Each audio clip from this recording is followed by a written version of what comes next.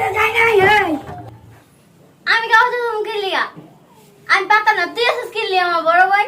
আমি বড় পাতা না, আমি বাবুরে কাউ আমি কবে চুপ তুমি লেগা হ্যাঁ তো দিন ভর আমি খাইতে মতাম আর তুমি হাজি গুজি কইলো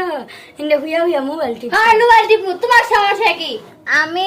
এক কথার মানুষ আমি ঘরের কাম করতাম না না না না বড় বোনের কি জ্বালা ছোট বোন দেখে তুই কইতারি বিরোধ হইল না